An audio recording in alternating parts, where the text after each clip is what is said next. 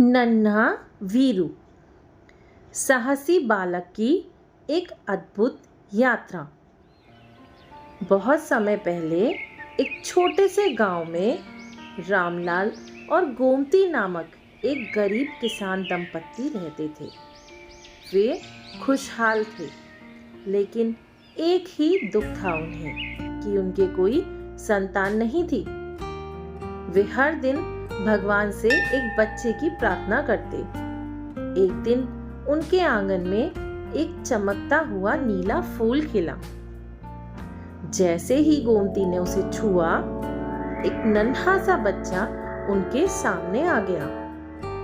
वह इतना छोटा था कि उनकी हथेली में समा जाता, लेकिन उसकी चमकती आंखों में साहस भरा था। उन्होंने प्यार से उसका नाम रखा नन्हा वीरू। हालांकि वीरू आकार में छोटा था, लेकिन उसकी बुद्धि और हिम्मत बहुत बड़ी थी। वह अपने माता पिता की हर काम में मदद करता।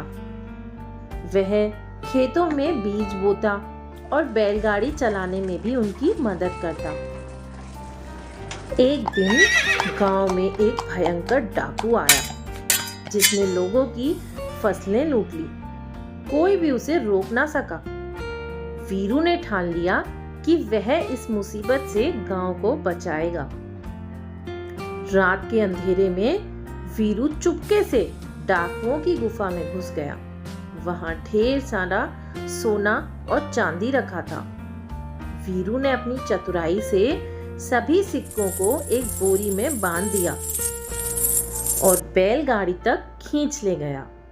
तभी डाकू का सरदार जाग गया और चिल्लाया, कौन है वहां? वीरू ने अपनी पतली आवाज में कहा, मैं हवा हूं जो तुम्हारे खजाने को ले जा रही है। डाकू डरकर इधर उधर देखने लगा, लेकिन नन्हे वीरू को देख ना सका। वीरू ने जल्दी से सोने की बोरी बैलगाड़ी में डाल दी और गांव की ओर भाग गया। वीरू की बहादुरी की कहानी पूरे राज्य में फैल गई। जब राजा को इसकी खबर मिली, तो उसने वीरू को अपने महल में बुलाया। इतने छोटे होकर भी तुम डाकुओं को कैसे हरा सकते हो? राजा ने उससे पूछा।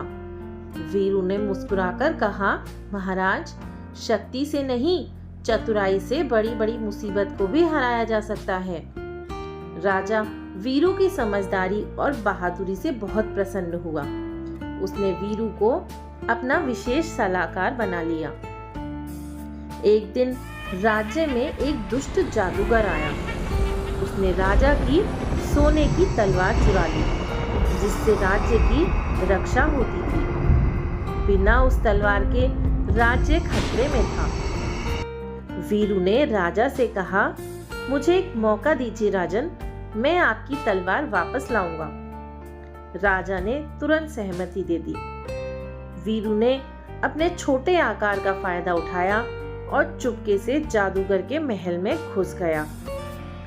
वहां उसने देखा कि जादूगर गहरी नींद में था और तलवार उसके तकिए के नीचे रखी थी। वीरू धीरे धीरे उसकी तलवार खींचने लगा, लेकिन तभी जादूगर जाग गया। वीरू ने तुरंत जादूगर के चमकते हुए हार को खींच लिया, जो उसकी शक्ति का स्रोत था। जैसे ही हार निकला, जादूगर की सारी शक्तियां खत्म हो गईं। वीरू ने सोने की तलवार राजा को वापस दी। राजा ने खुश होकर वीरू को राज्य का रक्षक घोषित कर दिया और कहा, तुम्हारे साहस और चतुराई के बिना हमारा राज्य सुरक्षित नहीं रह सकता। वीरू अपने माता पिता को महल में ले आया और सभी के साथ खुशी खुशी रहने लगा। तो फ्रेंड्स, अगर आपको मेरी स्टोरीज पसंद आ रही हैं, तो जल्दी से जाके मेरी वीडियोस को लाइक कीजिए, ज़्यादा शेयर कीजिए, कमेंट कीजिए और बेल आइकन प्रेस करके मेरे चैनल को सब्सक्राइब कीजिए, जिससे मेरी लेटेस्ट वीडियोस का अपडेट आपको मिलता रहे। Thank you.